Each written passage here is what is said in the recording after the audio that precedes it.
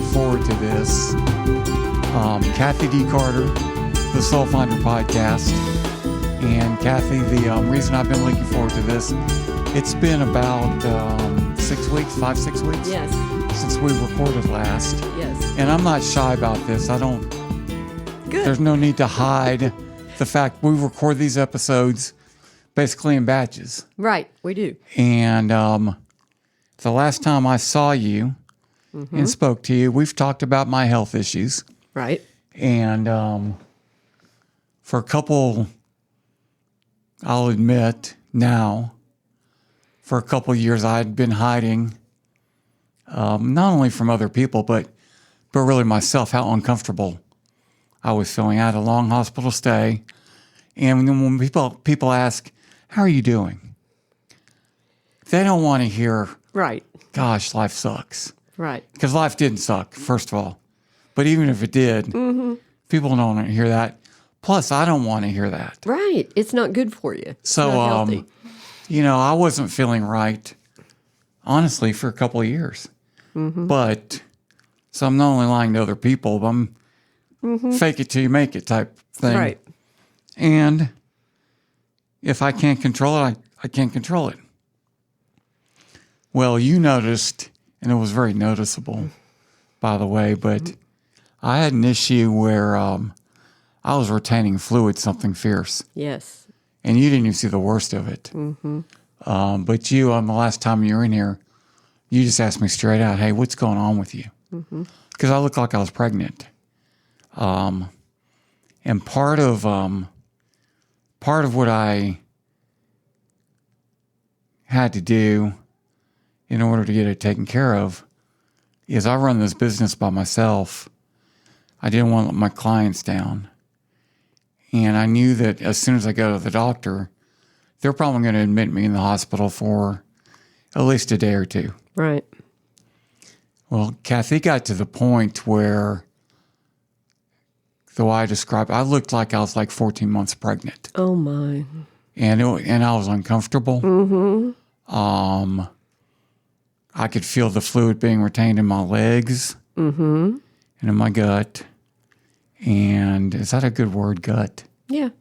And it got to the point where I was having trouble getting up out of chairs and literally having trouble walking. But part of the reason I hadn't gone to the doctor was in order for me to do that, I was going to have to make sure my schedule was such where I wasn't canceling appointments. So I picked out a couple weeks to clear my schedule. I think I told you this offline. We didn't record this. Right. But where I just scheduled myself off so people couldn't book appointments with me. That way I wasn't going to be canceling appointments because I do not want to do that at all. And so 3 weeks ago, and I didn't tell anyone I was doing this. I kind of alluded to it to people. I told a couple of people, I think including you, that was kind of what my plan was going to be. But I didn't tell them when I was going to do it, just because I don't want to be a burden on anyone.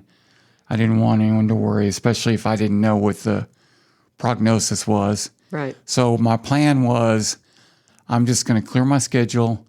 I'm going to go to the ER, because if you go to the ER, it may not be the right protocol, but they'll take care of it. It's not like going to your doctor and you need to go see a specialist. Right. Let me refer you here. I wanted to get it all done. So that's what I did. So like 3 Mondays ago, I drove myself to the ER. Okay. At the hospital that I was at. Before. Okay. Because I knew they'd have my records and everything. And just to recap that, I'm making this way too much about myself. No. But I had a close to 5-month hospital stay 2 years ago. Right. We need to remind everyone of that.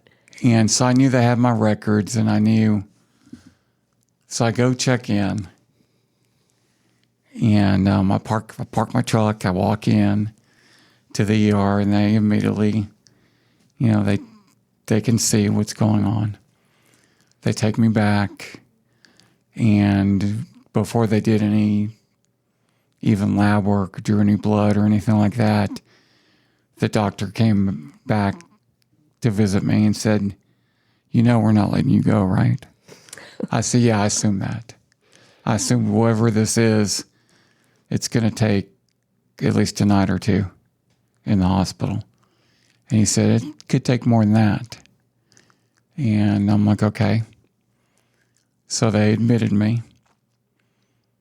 That was on Monday. Tuesday morning, and they took blood and all that. Did all the tests? No, not all the tests. Oh. Believe me, I went through some testing. But they took lab work. Mm-hmm. The next morning, and once I got admitted, I did call like my brother and my sister-in-law to let them know, hey, you were there. I checked in, doing this. Now, the funny thing is, I'm not a good liar. I don't like lying. Right. And I've got a dog. Mm-hmm. That dog is the most important thing in my life. Right. And what I did with the dog was I called the lady that took care of my dog when I was in the hospital the first time, because she loves Rona. She loves that dog. And I just said, hey, I'm going to need someone to take care of Rona. I've got plenty of people willing to do it, but would you like to do it? And I was kind of apprehensive to do it because she wants to keep Rona forever. Right. But she said, Mark, I will take care of that dog whenever you want. I said, no, I want her back. No, that didn't. But she said, yeah, I'll take care of Rona. That's great. I'd love to see her. So I didn't tell her why I needed it. So I dropped the dog off on Monday, and her husband says to me, so you going on vacation? You taking a trip? And I couldn't lie to him. If someone asked me straight out, and I said, well, your wife doesn't even know this. I don't want to put you in a bad position, but here's what I'm doing. And I said, you can tell your wife, I don't want you to lie for me or anything, but I'm just not telling anyone until I find out what's going on. Once I knew that I was going to be in the hospital, I called my brother and sister-in-law and let them know. So the next morning, on Tuesday morning, my brother shows up, and while he's in the room, a cardiologist walks in. And now keep in mind, all I've had is blood tests so far. Okay. And the cardiologist, and I don't know if all medical people do this or it's just me, they cuss. Yeah, I mean, it's just amazing to me. And it may just be me because my first hospital stay. He knew you, right? Yeah. Okay. And he walks in and he says, Mark, you may remember me, but I treated you in the ICU 2 years ago when you were here. And I said, yeah, I remember you. And he said, and I remember you don't like to be bullshitted and you don't like to be fucked around with. Wow. And I said, yeah, you're right. He said, so I'm just going to tell you straight out what's going on. I said, okay. And he said, I'm going to tell you right now, you've got 6 months to live, tops. And quite honestly, it's probably only 3 months. And my goal with this is I'm not going to be able to fix anything, but I want to make whatever time you have left. And I said, well, wait, slow down. What do you mean, whatever you want to make it comfortable? I'm not doing hospice. And he said, no, but there's a medication that I want you to be on when you get out of here, that it's going to require you to have a permanent IV. And it'll make you comfortable. It's not going to fix anything. And I was like, no, I'm not going to leave here with And I said, I don't mind only having 3 months, but no IV. Yeah, and no in-home nursing care or anything like that. I'm fine dying. But I don't need any of that other stuff. And he said, well, what do you mean you're fine dying? And you're taking this really well. And I said, well, it may be different if I had a family, but I don't. And I mean, it's just the way it is. Death is part of life, and I know I'm going to heaven. So, and you and I have talked about this. Yes. And he said, well, I'm sorry to give you that bad news. And I said, well, I do have a question because we haven't really done any tests or anything. He said, well, I know your heart from your hospital stay. I've got your records.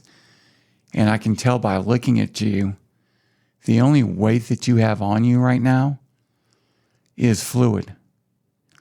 And once we drain the fluid, you have nothing. And I can just tell by looking at you. And, yeah, it's not good. And I said, okay, well, I appreciate your honesty and all that. And he said, but we will test. But we're testing to figure out what's going to make you, the remaining months that you have, feel the best you can feel. And if you don't want that medicine, by the way, that medicine also is like $3,000 a month. Oh, my word. Which I guess if I only had 3 months to live, maybe I could max out that credit card and it wouldn't be that big of a deal. But being told you only have... Oh, yeah. It wasn't... I was at big time peace with it. He leaves the room and my brother looked at me and said, man, how does that make you feel? And I said, I appreciate the honesty. Right. I feel fine. And then my pastor came up. And, because a lot of my friends are pastors. And I told them, he brought a couple other pastors. They're all my friends. Right. And they came up, and I told them the prognosis. And even my pastor looked at me and said, Fredo, you're taking it really well. And I said, well, I mean, I know I'm going to heaven. And I said, quite frankly, to be honest with you, Pastor, the doctor gave me at least 3 months. You're not promised tomorrow. I got you beat. Doctor told me 3 months. Do you know if you're going to wake up tomorrow? You don't know. You don't know. Doctor told me I'm going to wake up tomorrow. I'm going to wake up for at least 90 more days. And you're hilarious. So anyways, to make this long story a little bit shorter, they start doing tests, and within 2 days, the cardiologist comes back in and says, hey, do you remember the conversation we had the other day? And I just started laughing. I said, yeah, the one where you told me I have 3 months to live. And he said, well, I told you might have 6. And I said, yeah, I remember that. And he said, forget that we ever had that conversation. He said, I don't know how much longer you have to live, but, we've done these tests, and the bad news is I can't tell you what the hell's going on with you. That's what I figured. The good news is I'm willing to tell you.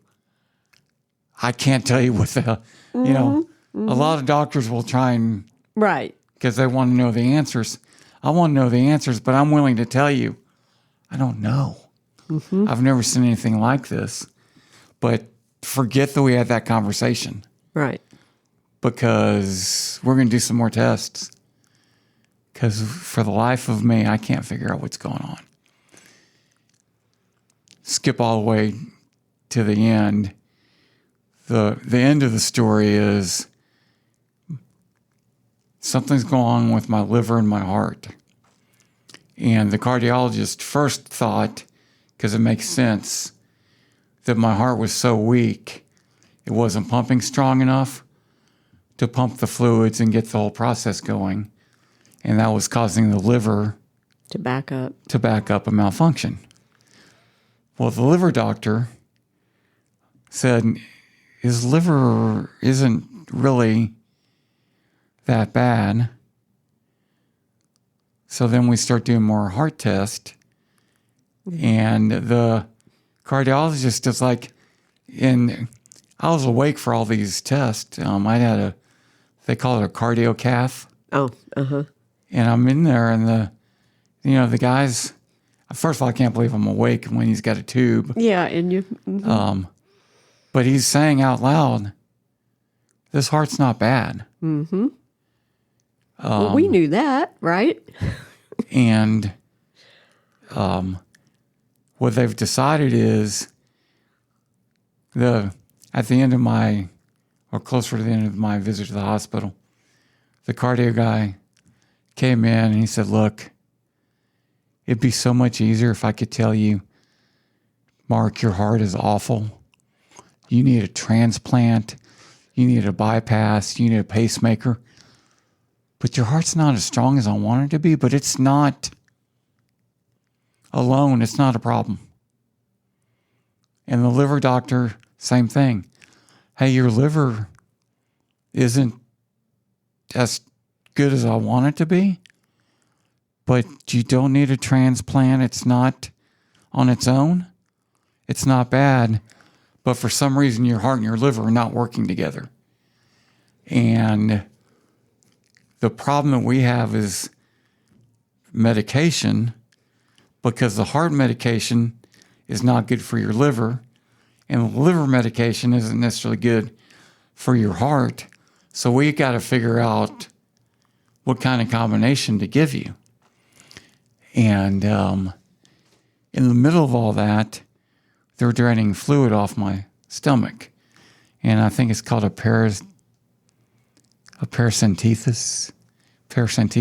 Okay. It's actually an outpatient procedure. It's really easy. Uh-huh.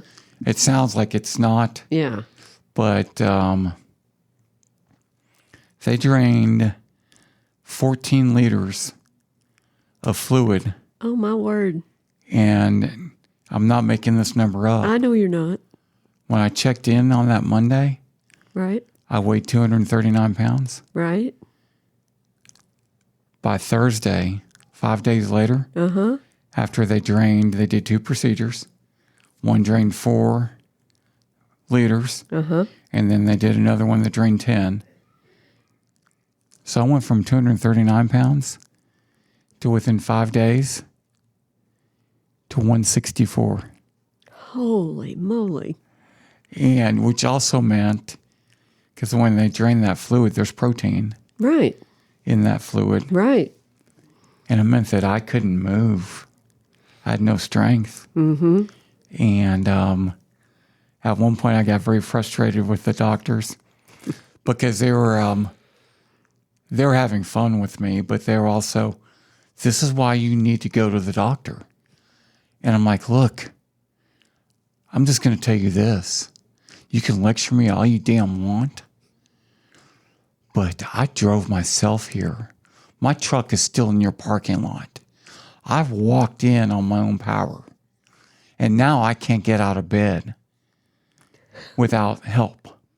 So don't tell me I need to go see the doctor, because every time I go to see a doctor, I end up worse than I was when I walked in. But the strength came back and everything. Right. I feel better now than I've felt in quite a while. In a couple of years. But the reason I tell you that long 20-minute story is being told you only have 3 to 6 months to live. I think that would be really weird for a lot of people, but it really wasn't for me. Mm-hmm. And I think that's a good thing. Yes. Well, it shows where you are with yourself. Mm-hmm. I had the same similar type of episode. And that's why I'm talking to you about this, because I really thought about you when I got that. And I started wondering, okay, Kathy's told me about reincarnation. Is it that I'm used to dying? I mean, why am I taking this so well? Yeah, I remember when I was having the 4 to 6 90-minute long seizures a day, and I had been at the hospital the clinic that day, and the main doctor was gone. He had gone to South America, and the other doctor there was seeing me that day, and they couldn't do anything with me. They couldn't stick a needle in me. I'd go into a seizure, and the seizures were 60 to 90 minutes long, so they had me, they had to wait till the seizure left before they could try something else. And then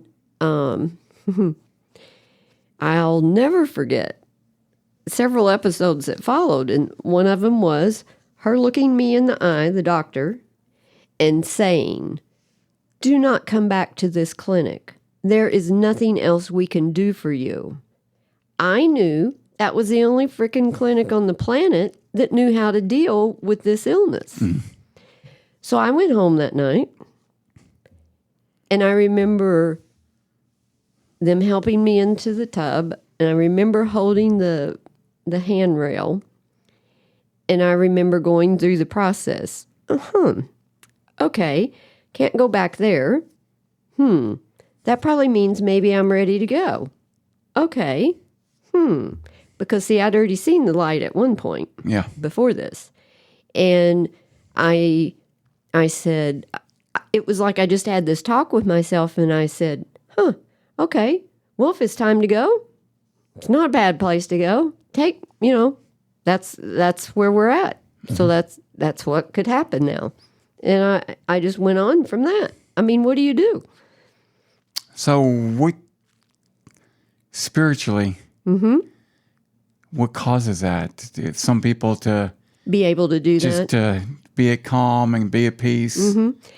I think it is, for what I believe today, like I always say, I can change that tomorrow, but right now, my belief is that we are all evolving our soul. So the way that I put that into words that we can talk about it is, we're here on the planet in a duality atmosphere contrast so that we can learn. Because without anger, you don't have love. You don't know the difference. You wouldn't know the beauty and ugly. You have the opposites. And we're here to evolve our soul back to oneness, all of us. And the vibrational frequency is what I use, because as we evolve and as we learn and grow our soul, evolve our soul, we raise our vibrational frequency, because in pure source is just vibrational frequency, and it's a very high frequency. And as we are evolving our soul, we're raising our vibrational frequency. And in my opinion, the answer to that question is, it depends where you are on the path of your soul's evolvement, whether or not you take news like that in a calm manner or not. Okay. That's pretty much exactly what I was thinking, to be honest with you. Yeah. Because the other thing about being in a hospital, and if you can't move, you can't move. Yeah. You've got plenty of time to sit there and just think. Yes, you do. And so I did put a lot of thought into, why don't I care? And it's not that I didn't care. Right. But I can see how we could kind of mistake that for, because there's a fine line between not caring and being at peace. Right. Very true. And I think it's the fact that the fear's not there for you. Because if there's fear there, that's when people lose it. Because there's still fear controlling in their life. And I believe at this point that as you're evolving and you're getting to higher frequencies, more evolvement of your soul, the fear starts really fading out. It has to. Are you a football fan? I mean, Not do you really. know? I know a little bit about it. Okay, and to stop me, and very seriously, raise your hand, and I'll edit this out if I've used this on one of your podcasts before. Because my pastor, and And I think it applies. It's not necessarily a religious thing. He uses it, obviously. Just kind of like you. Is it you're not preaching religion or anti-religion. Right. But things apply whether you're religious or not. Exactly. Whether you're spiritual or not, you can still. And he talks about how he was the president of the Southern Baptist Convention. So on a lot of Sundays, he would be traveling and doing guest speaking and stuff. He's a huge Cowboys fan, which meant on Sundays he couldn't watch Cowboy games if he was traveling. And he would get on his flight back to Dallas on a Sunday evening, and he would ask the flight attendant. He said, "Look, I've got no control, but I know a lot of times the pilot likes to be the first to break the news to the people flying back to Dallas, through the radio. By the way, if you're a Cowboys fan, the Cowboys won. I'm recording the game, and I'm going to watch it when I get it home. I know that I don't have control whether he does this or not, but I would kind of appreciate it if you could give me a warning if he's going to give the final score of the game, so that maybe I can put my headphones on and not listen to it, not hear him. Right. Because I don't want to know." He doesn't want to lose the fun of the game by knowing the end. He said, "But I understand. That's, it's, pilots will do that." And he said, "So there were a few times where I'm on the flight home and the pilot decides to break the news that the Cowboys won today. And I'm like, darn it. I was going to watch the game." And he said, "I realized I would still go home. I'd still go home and watch the game, but I would know the outcome." And he uses it for Christianity. He said, "As Christians, we know what it takes to get into heaven. So we know the final outcome is we're going to heaven. And he said, I can tell you this. When you're watching a Cowboy game and you're a big fan of the Cowboys and Emmitt Smith or the Cowboys running back, and you already know the outcome of the game, and in the first quarter of the game that you already know the outcome of, you know you're going to win the game. Right. Emmitt fumbles the ball, or the Cowboys make a bonehead mistake. It is so much easier to take that mistake because okay, we screwed up, but we win in the end, so I can't be too mad." Right. Now, if I didn't know the outcome, I'd be livid that, what kind of bonehead play is that? But knowing the outcome, knowing that in the end I'm going to win, makes it much easier for me to deal with the problem. Right. And so I kind of apply that to everyday life, is that there's not a problem here on earth that is going to keep me from winning in the end. Our soul is eternal. And almost all religions believe that. Yeah. How can you have a problem if your soul is eternal? That's a great way to put it. How can you have a problem if your soul is eternal? That's a succinct way to put it. I like that. But so that's kind of what I attribute it to, is that if you know you're going to win, there are just no problems. Even if you're told. As a matter of fact, if you know you're going to a place like heaven, doctor, tell me I only have until tomorrow. Right. Give me the shortcut. Right. Well, many of the spiritual people, I don't like that term, but more of the evolved souls, let me put it that way. More of the evolved souls on the planet do tend to believe that we probably should cry when we're born and we should celebrate when we pass. Yeah.